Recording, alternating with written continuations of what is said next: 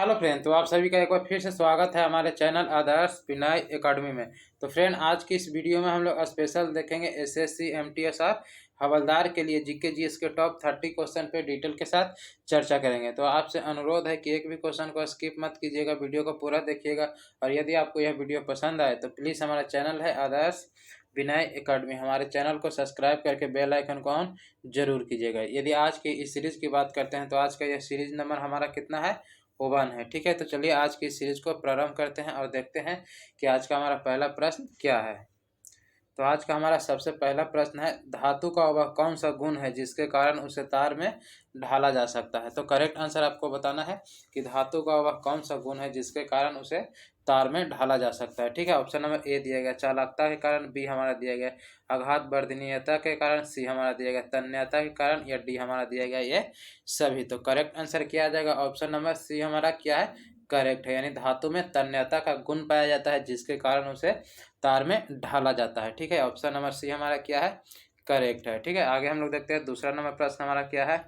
आपको बताना है कि किसी मिश्र धातु की एक धातु यदि मरकरी है, ठीक है, तो वह धातु कहलाएगी। तो करेक्ट आंसर आपको बताना है कि यदि किसी मिश्र धातु की एक धातु मरकरी है तो वह धातु क्या कहलाएगी। तो करेक्ट आंसर क्या आ जाएगा? ऑप्शन नंबर ए हमारा क्या है? करेक्ट है, वह धातु अमलगम कहलाएगी। ऑप्शन नंबर ए हमारा क्या है? करेक्ट है। आगे हम लोग देखते हैं तीसरा नंबर प्रश्न। आपको बताना है कि समय के साथ किसी वस्तु का वेग दिखाने वाले ग्राफ को क्या कहते हैं। तो करेक्ट आंसर आपको बताना है कि समय के साथ किसी वस्तु का वेग दिखाने वाले ग्राफ को क्या कहते हैं। तो करेक्ट आंसर क्या आ जाएगा? उसे हम लोग कहते हैं वेग समय ग्राफ कहते हैं। ऑप्शन नंबर सी हमारा क्या है? करेक्ट है, उसे हम लोग वेग समय ग्राफ कहते हैं। आगे हम लोग देखते हैं चौथा नंबर प्रश्न क्या है। थर्मामीटर में उपयोग की जाने वाली तरल धातु की पहचान करें। आपको बताना है कि थर्मामीटर में किस तरल धातु का प्रयोग किया जाता है। तो करेक्ट आंसर क्या आ जाएगा? हमारा ऑप्शन नंबर बी हमारा क्या है? करेक्ट है, थर्मामीटर में पारा का उपयोग किया जाता है। ठीक है, ऑप्शन नंबर बी हमारा क्या है? करेक्ट है। आगे हम लोग देखते हैं, आपको बताना है अंतर्राष्ट्रीय मुद्रा कोष जिसे हम लोग बोलते हैं IMF इंटरनेशनल मॉनेटरी फंड का मुख्यालय किस देश में स्थित है। ठीक है, तो करेक्ट आंसर आपको बताना है। ए में दिया गया सिंगापुर में, बी हमारा दिया गया कनाडा, सी हमारा दिया गया अमेरिका, डी हमारा दिया गया है चीन। तो करेक्ट आंसर क्या आ जाएगा? ऑप्शन नंबर सी हमारा क्या है? करेक्ट है, अमेरिका में स्थित है। IMF का मुख्यालय कहाँ है? तो अमेरिका में स्थित है। ऑप्शन नंबर सी हमारा क्या है? करेक्ट है। आगे हम लोग देखते हैं, आपको बताना है छठा नंबर प्रश्न, निम्नलिखित में से कौन सा कथन गलत है। करेक्ट आंसर आपको बताना है कि निम्नलिखित में से कौन सा कथन गलत है। ऑप्शन नंबर ए दिया गया है धातुओं का गलनांक उच्च होता है, यह क्या है? हमारा एकदम करेक्ट है। बी हमारा दिया गया धातुएं ऊष्मा की सुचालक होती है, यह भी हमारा क्या है? करेक्ट है।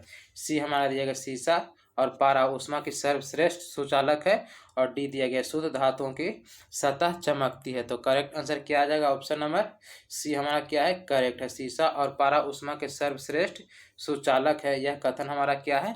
गलत है। तो करेक्ट आंसर क्या आ जाएगा? ऑप्शन नंबर सी हमारा क्या है? करेक्ट है। ठीक है, छठा नंबर का क्या आ जाएगा? ऑप्शन नंबर सी हमारा करेक्ट है। ठीक है, आगे हम लोग देखते हैं सातवां नंबर प्रश्न, निम्नलिखित में से कौन सी बीमारी प्रदूषित पानी पीने के कारण नहीं होती है। यह चीज़ को आप ध्यान दीजिएगा कि शब्द में क्या पूछा गया है कि नहीं होती है। तो निम्नलिखित में से कौन सी बीमारी प्रदूषित पानी पीने के कारण नहीं होती है। तो करेक्ट आंसर क्या आ जाएगा? ऑप्शन नंबर डी हमारा क्या है? करेक्ट है, रेबीज बीमारी प्रदूषित पानी पीने के कारण नहीं होती है। ऑप्शन नंबर डी हमारा क्या है? करेक्ट है। ठीक है, आगे हम लोग देखते हैं रेबीज बीमारी, रेबीज वायरस जिसे हम लोग क्या बोलते हैं? रैबिडो वायरस से होती है। ठीक है, यदि पूछे कि रेबीज के टीके की खोज किसने किया था, तो रेबीज के टीके की खोज लुई पास्चर ने किया था। ठीक है, आगे हम लोग देखते हैं आठवां नंबर प्रश्न हमारा क्या है। आपको बताना है कामाख्या मंदिर कहाँ स्थित है। तो करेक्ट आंसर आपको बताना है 8 नंबर का कि कामाख्या मंदिर कहाँ स्थित है। तो करेक्ट आंसर क्या आ जाएगा? ऑप्शन नंबर बी गुवाहाटी में स्थित है। कामाख्या मंदिर कहाँ स्थित है? तो गुवाहाटी में स्थित है। ऑप्शन नंबर बी हमारा क्या है? करेक्ट है। आगे हम लोग देखते हैं, यदि पूछे बद्रीनाथ मंदिर कहाँ स्थित है, उत्तराखंड में स्थित है। श्री अमरनाथ मंदिर कहाँ स्थित है, तो जम्मू कश्मीर में स्थित है। स्वर्ण मंदिर कहाँ स्थित है? तो पंजाब के अमृतसर शहर में स्थित है। जबकि सोमनाथ मंदिर कहाँ स्थित है? तो यह गुजरात में स्थित है। आगे हम लोग देखते हैं 9वां नंबर प्रश्न हमारा क्या है, आपको बताना है तेरह ताली। ठीक है, तेरह ताली नाम का लोक नृत्य निम्नलिखित में से किस राज्य के साथ पारंपरिक रूप से संबंधित है? तो करेक्ट आंसर आपको बताना है कि तेरह ताली नाम का लोक नृत्य किस राज्य के साथ पारंपरिक रूप से संबंधित है? तो करेक्ट आंसर क्या आ जाएगा? ऑप्शन नंबर बी हमारा क्या है? करेक्ट है, राजस्थान के साथ पारंपरिक रूप से संबंधित है। ठीक है, आगे हम लोग देखते हैं तेरह ताली। ठीक है, तेरह ताली नृत्य कमाड़ जाति, ठीक है, यदि जाति पूछे तो कमाड़ जाति के महिलाओं द्वारा किया जाने वाला राजस्थान का प्रसिद्ध लोक नृत्य है। ठीक है, आगे हम लोग देखते हैं 10 नंबर प्रश्न हमारा क्या है, आपको बताना है पौधे के किस प्रक्रिया द्वारा हवा में पानी छोड़ता है? आपको बताना है पौधे किस प्रक्रिया द्वारा हवा में पानी को छोड़ता है? तो करेक्ट आंसर क्या आ जाएगा? ऑप्शन नंबर ए हमारा क्या है? करेक्ट है, पौधे वाष्प उत्सर्जन के द्वारा हवा में पानी छोड़ता है। ऑप्शन नंबर ए हमारा क्या है? करेक्ट है। आगे हम लोग देखते हैं, आपको बताना है 11 नंबर भारतीय संविधान का कौन सा भाग नागरिकता से संबंधित है? करेक्ट आंसर आपको बताना है कि भारतीय संविधान का कौन सा भाग है जो नागरिकता से संबंधित है। 11 नंबर का क्या आ जाएगा? करेक्ट आंसर ऑप्शन नंबर ये हमारा क्या है? करेक्ट है। ठीक है, भाग 2, ठीक है, भारतीय संविधान का भाग 2 है जो नागरिकता से संबंधित है। ऑप्शन नंबर ये हमारा क्या है? करेक्ट है। आगे हम लोग देखते हैं भारतीय संविधान का भाग 2 के अंतर्गत अनुच्छेद 5 से 11 के बीच नागरिकता का उल्लेख किया गया है। ठीक है, 12 नंबर प्रश्न हमारा क्या है, आपको बताना है कि निम्नलिखित में से किस सूक्ष्मजीवी के कारण हैजा रोग फैलती है? आपको बताना है कि निम्नलिखित में से किस सूक्ष्मजीवी के कारण हैजा रोग फैलती है? तो करेक्ट आंसर क्या आ जाएगा? ऑप्शन नंबर बी, जीवाणु, जिसे हम लोग क्या बोलते हैं? बैक्टीरिया के कारण हैजा रोग फैलती है। ऑप्शन नंबर बी हमारा क्या है? करेक्ट है। आगे हम लोग देखते हैं 13 नंबर प्रश्न हमारा क्या है, आपको बताना है निम्नलिखित में से कौन सा कथन गलत पूछा गया कि निम्नलिखित में से कौन सा कथन गलत है? तो करेक्ट आंसर आपको बताना है ए में दिया गया यकृत शरीर की सबसे बड़ी ग्रंथि है, यह हमारा क्या है? करेक्ट है। बी हमारा दिया गया यकृत बाईं ओर उदर के ऊपरी हिस्से में स्थित है। सी हमारा दिया गया यकृत पित्त स्रावित करता है, यह भी हमारा क्या है? सही है। यकृत लाल भूरे रंग का होता है, यह भी हमारा सही है, यानी कि ऑप्शन नंबर बी हमारा क्या है? गलत है। ठीक है, यकृत बाईं और उदर के ऊपरी हिस्से में स्थित है, यह कथन हमारा क्या है? गलत है, यानी करेक्ट आंसर क्या आ जाएगा? ऑप्शन नंबर बी हमारा क्या है? करेक्ट है। ठीक है, आगे हम लोग देखते हैं 14 नंबर प्रश्न, भारतीय संविधान का कौन सा अनुच्छेद धन विधेयक का विवरण देता है? तो करेक्ट आंसर आपको बताना है कि भारतीय संविधान का कौन सा अनुच्छेद है जो धन विधेयक का विवरण देता है? तो करेक्ट आंसर क्या आ जाएगा? ऑप्शन नंबर बी, अनुच्छेद 110। ठीक है, करेक्ट आंसर क्या आ जाएगा? ऑप्शन नंबर बी हमारा क्या है? करेक्ट है। ठीक है, धन विधेयक का परिभाषा अनुच्छेद 110 में उल्लेख किया गया है। ठीक है, धन विधेयक की प्रक्रिया अनुच्छेद 110 में उल्लेखित है। आगे हम लोग देखते हैं 15 नंबर प्रश्न, आपको बताना है निम्नलिखित में से कौन एक स्वपोषी है? स्वपोषी कहने का मतलब जो अपने भोजन का निर्माण स्वयं करता है, उसे हम लोग क्या बोलते हैं? स्वपोषी। ठीक है, तो ए में दिया गया पशु, बी हमारा दिया गया मानव, सी हमारा दिया गया पौधा, डी हमारा दिया गया ये सभी। तो करेक्ट आंसर आपको बताना है कि निम्नलिखित में से कौन स्वपोषी है? तो 15 नंबर का क्या आ जाएगा? पौधा। ठीक है, पौधा अपने भोजन के लिए किसी दूसरे पर निर्भर नहीं होता, यानी ऑप्शन नंबर सी हमारा क्या है? करेक्ट है। आगे हम लोग देखते हैं 16 नंबर प्रश्न हमारा क्या है, आपको बताना है सिपाही विद्रोह किस वर्ष समाप्त हुआ था? करेक्ट आंसर आपको बताना है, शुरू हुआ था नहीं पूछा गया है, सिपाही विद्रोह किस वर्ष समाप्त हुआ था? तो करेक्ट आंसर क्या आ जाएगा? ऑप्शन नंबर ए हमारा क्या है? करेक्ट है, 1858 ईस्वी में समाप्त हुआ था। सिपाही विद्रोह किस वर्ष समाप्त हुआ था? तो 1858 ईस्वी में। ऑप्शन नंबर ए करेक्ट है। आपको बताना है 17 नंबर, पाचन तंत्र के इनमें से किस अंग की आकृति अंग्रेजी वर्णमाला के जे अक्षर के समरूप होती है? करेक्ट आंसर आपको बताना है कि पाचन तंत्र के इनमें से किस अंग की आकृति अंग्रेजी वर्णमाला के जे अक्षर के समानांतर होती है? तो करेक्ट आंसर क्या आ जाएगा हमारा 17 नंबर का? ऑप्शन नंबर बी, अमाशय की आकृति अंग्रेजी वर्णमाला के जे अक्षर के समान होती है। ऑप्शन नंबर बी हमारा क्या है? करेक्ट है। आगे हम लोग देखते हैं 18 नंबर, आपको बताना है भूटान की सीमा इनमें से किस भारतीय राज्य से नहीं जुड़ा है। ठीक है, आपको बताना है करेक्ट आंसर कि भूटान की सीमा इनमें से किस भारतीय राज्य के साथ नहीं जुड़ा हुआ है। तो करेक्ट आंसर क्या आ जाएगा, ए में दिया गया असम, बी हमारा दिया गया सिक्किम, सी हमारा दिया गया पश्चिम बंगाल, डी हमारा दिया गया उड़ीसा। तो करेक्ट आंसर क्या आ जाएगा, ऑप्शन नंबर डी हमारा क्या है, करेक्ट है। उड़ीसा के साथ भूटान की सीमा नहीं लगती है। ठीक है, आगे हम लोग देखते हैं।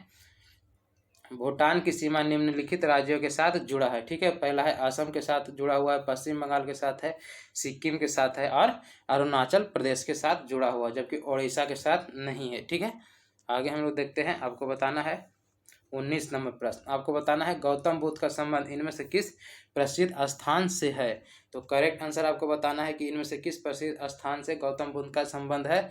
ए में दिया गया श्रीरंगपट्टनम, बी हमारा दिया गया पावापुरी, सी हमारा दिया गया वारदोली और डी हमारा दिया गया है लुम्बिनी। तो करेक्ट आंसर क्या आ जाएगा, ऑप्शन नंबर डी हमारा क्या है, करेक्ट है। गौतम बुद्ध का संबंध लुम्बिनी से है। ऑप्शन नंबर डी हमारा क्या है, करेक्ट है। आगे हम लोग देखते हैं 20 नंबर प्रश्न हमारा क्या है।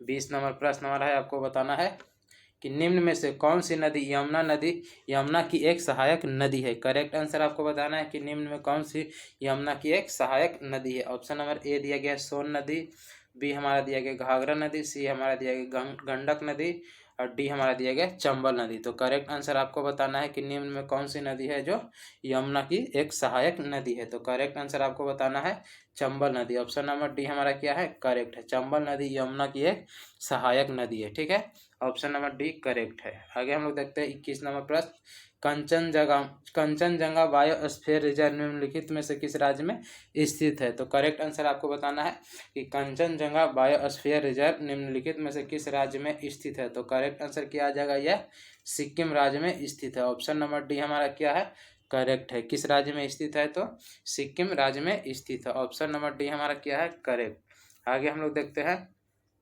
आपको बताना है आँख के पारदर्शी अग्रभाग को क्या कहते हैं। करेक्ट आंसर आपको बताना है कि आँख के पारदर्शी अग्रभाग को क्या कहते हैं। 22 नंबर का प्रश्न है, आपको करेक्ट आंसर आपको बताना है। तो उसे हम लोग बोलते हैं कॉर्निया। ठीक है, कि यदि किसी व्यक्ति का नेत्रदान होता है तो नेत्रदान में भी हम लोग कॉर्निया के यहाँ दान किया जाता है। ठीक है, आगे हम लोग देखते हैं 23 नंबर प्रश्न हमारा क्या है।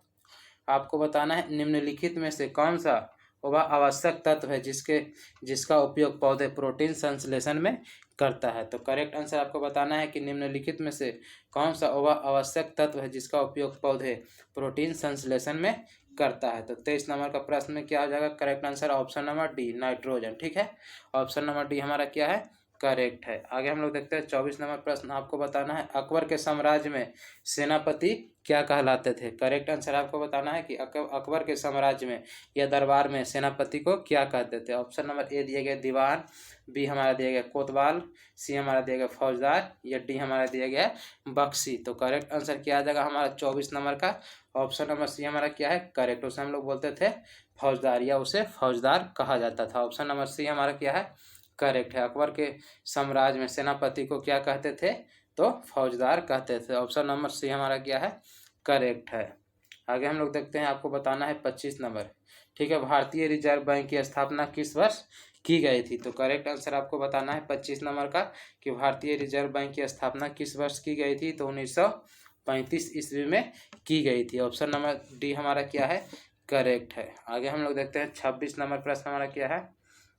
आपको बताना है दांत में सड़न किसके कारण उत्पन्न होती है या होती है। दांत में सड़न किसके कारण होती है। तो करेक्ट आंसर आपको बताना है 26 नंबर का। तो ऑप्शन नंबर डी हमारा क्या है, करेक्ट है। दांत में सड़न बैक्टीरिया के कारण उत्पन्न होती है। ऑप्शन नंबर डी हमारा क्या है, करेक्ट है। आगे हम लोग देखते हैं, आपको बताना है प्रकाश की तरंग दैर्ध्य को मापने की इकाई क्या है। यानी कि सिंपल आपको बताना है कि प्रकाश के तरंग दैर्ध्य को मापने की इकाई यानी कि यूनिट पूछा गया है। तो करेक्ट आंसर क्या आ जाएगा 27 नंबर का, तरंग दैर्ध्य को हम लोग एंगस्ट्रम से मापते हैं। ऑप्शन नंबर बी हमारा क्या है, करेक्ट है। तरंग दैर्ध्य को हम लोग एंगस्ट्रम से मापते हैं। ऑप्शन नंबर बी हमारा क्या है, करेक्ट है। आगे हम लोग देखते हैं 28 नंबर प्रश्न, आपको बताना है बहुत उच्च तापमान को मापने के लिए किस उपकरण का उपयोग किया जाता है। करेक्ट आंसर आपको बताना है कि बहुत उच्च तापमान को मापने के लिए किस उपकरण का प्रयोग किया जाता है। 28 नंबर का प्रश्न है। तो करेक्ट आंसर क्या आ जाएगा, फाइडोमीटर का उपयोग या पायरोमीटर का उपयोग किया जाता है, यानी बहुत उच्च तापमान मापने के लिए पायरोमीटर का प्रयोग किया जाता है। ऑप्शन नंबर सी हमारा क्या है, करेक्ट है। आगे हम लोग देखते हैं, समुद्र की गहराई मापने के लिए हम लोग फाइदोमीटर का प्रयोग करते हैं। समुद्र की गहराई मापने के लिए फाइदोमीटर का प्रयोग करते हैं। आगे हम लोग देखते हैं, आपको बताना है 29 नंबर प्रश्न हमारा, चेचक के टीके की खोज किसने किया था। करेक्ट आंसर आपको बताना है कि चेचक के टीके की खोज किसने किया था। तो करेक्ट आंसर क्या आ जाएगा, ऑप्शन नंबर ए हमारा क्या है, करेक्ट है। चेचक के टीके की खोज किसने किया था, तो एडवर्ड जेनर ने किया था। ठीक है, चेचक के टीके की खोज एडवर्ड जेनर ने 1798 ईस्वी में किया था। आगे हम लोग देखते हैं 30 नंबर प्रश्न हमारा क्या है, पानीपत। ठीक है, पानीपत की पहली लड़ाई कब लड़ी गई थी।